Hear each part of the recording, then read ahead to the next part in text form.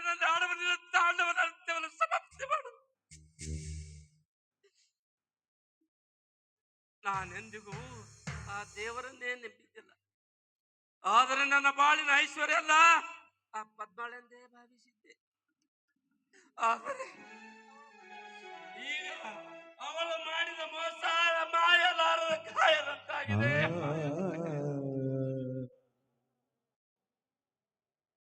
ನಮ್ಮಂತ ನಿರ್ಗತಿಕರು ಶ್ರೀಮಂತರ ಮನೆ ಹೆಣ್ಣು ನಂಬಿದರೆ ಕೊನೆಗೆ ಇದೇ ಗತಿಯೊಂದು ನನಗಿಂತ ಚೆನ್ನಾಗಿ ಅರ್ಥವಾಯಿತು. ಚೆನ್ನಾಗಿ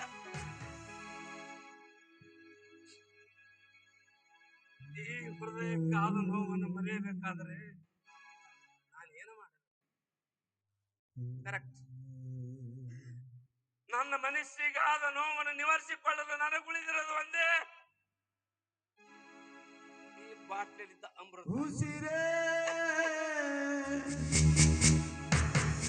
ಉಸಿರೇ ಮಡಲನ್ನು ಬಿಟ್ಟು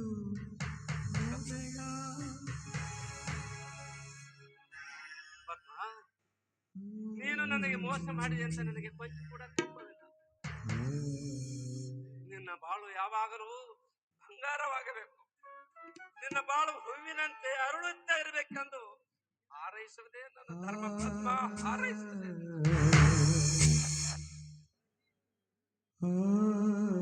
ಪದ್ಮ ನೀನೆಲ್ಲೇ ಇರು, ಹೇಗೆ ಇರು, ಆದರೆ ಯಾವ ಕಾಲಕ್ಕೂ ನೀನು ನನ್ನ ಕಣ್ಣಿಗೆ ಬೀಳದಿರು ಪದ್ಮ. ನೀನು ನನ್ನ ಕಣ್ಣಿಗೆ ಬೀಳ ಪದ್ಮ. ನಿಜವಾಗಲು ನೀನು ನನ್ನ ಹೃದಯನ ಬಿಟ್ಟು ಬಹುದೂರ ಹೊರಟು ಹೋದೆಯಾ? ಹೋಗು ಪದ್ಮ, ಆದರೆ ನನ್ನ ಕಣ್ಣಲ್ಲಿ ಮುಳ್ಳು ಚುಚ್ಚಿದ ಹಾಗೆ ಮತ್ತೊಬ್ಬರ ಕಣ್ಣಲ್ಲಿ ರಕ್ತ ಸುರಿಸಬೇಡ. ಉಸಿರೇ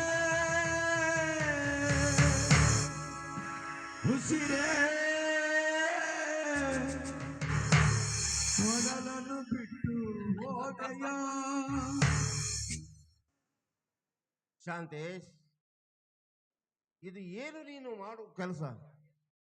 ಈ ರೀತಿ ಕುಡಿತದಿಂದ ದೇಹಕ್ಕೆ ಎಷ್ಟು ಹಾನಿಕರವಿದೆ ಎಂದು ನಿನಗೂ ಗೊತ್ತಿದ್ದರೂ ಕೂಡ ಮತ್ತೆ ಅದನ್ನೇ ಕುಡಿತಿರುವೆಲ್ಲ, ಇದು ನಿನಗೆ ಸರಿಯೇ?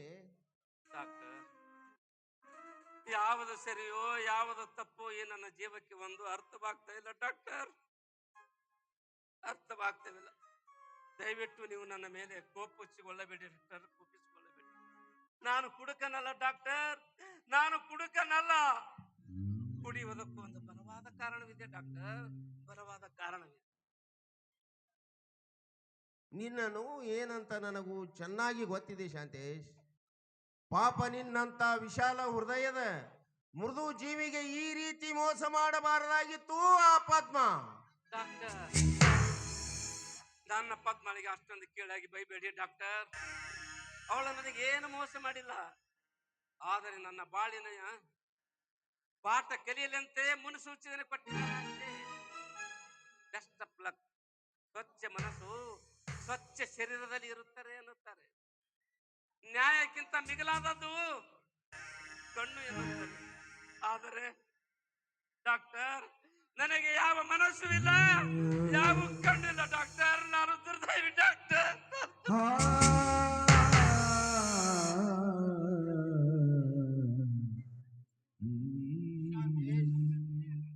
ಮಿಂಚಿ ಹೋದ ಮಾತಿಗೆ ಚಿಂತಿಸಿ ಫಲವೇನು? ನೀನು ಈ ರೀತಿ ಕುಡಿಯುವುದನ್ನು ನಿನ್ನ ಅಳಿಯ ಅನಂತ ಹಾಗೂ ನಿನ್ನ ತಂಗಿ ವಿದ್ಯಾ ನೋಡಿದರೆ ಬಹಳ ತಪ್ಪಾಗಿ ತಿಳಿದುಕೊಳ್ಳುತ್ತಾರೆ. ಯಾಕಂದರೆ ನೀನು ಈ ಚಟಕ್ಕೆ ಅಂಟಿಕೊಂಡಿಯೋ ಏನೋ ನನಗೊಂದು ಅರ್ಥವಾಗುತ್ತಿಲ್ಲ. ಹೌದು ಡಾಕ್ಟರ್, ನಾನು ಕುಡಿಯೋದಕ್ಕೊಂದು ವಿಚಿತ್ರವಾದ ಕಥೆ ಇದೆ. ನನ್ನ ದೈವದಲ್ಲಿ ಆ ವಿಧಿ ವಿಚಿತ್ರವಾದ ನಾಟಕವನ್ನೇ. ಡಾಕ್ಟರ್, ನಾನು ಮೊದಲು ಖಾಸಗಿ ಸಂಸ್ಥೆ ಒಂದರಲ್ಲಿ ನೌಕರನಾಗಿದ್ದೆ. ಏನೋ ಒಂದು ಗುಂಗಿನಲ್ಲಿ ಒಂದು ಸಣ್ಣ ಕೆಲಸ ಮಾಡಿಬಿಟ್ಟೆ. ಅದಕ್ಕೆ ನಮ್ಮ ಸಂಸ್ಥೆ ಒಡೆಯರು ನನ್ನನ್ನು ನೌಕರಿಯಿಂದ ತೆಗೆದು ಹಾಕಿಬಿಟ್ಟು. ಡಾಕ್ಟರ್, ಅತ್ತ ನನ್ನ ಕೈ ಹಿಡಿಬೇಕಾದವಳು ನನ್ನ ಕೈನೂ ಹಿಡಿಯಲಿಲ್ಲ.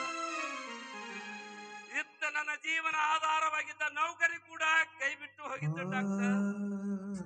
ಮುಂದೆ ನನ್ನ ಜೀವನದ ಗತಿ ಹೇಗೆ ಡಾಕ್ಟರ್, ನೀವೇ ಹೇಳಿ ಡಾಕ್ಟರ್.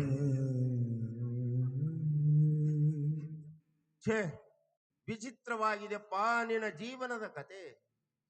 ನೋಡು, ನಿನ್ನ ಅಳಿಯ ಅನಂತ ಬಹಳ ಒಳ್ಳೆಯ ವ್ಯಕ್ತಿ. ಅವನಂತೂ ಯಾವ ಕಾಲಕ್ಕೂ ನಿನ್ನ ಕೈ ಬಿಡಲಾರ. ನೋಡು, ನೀನು ಧೈರ್ಯವಾಗಿರು.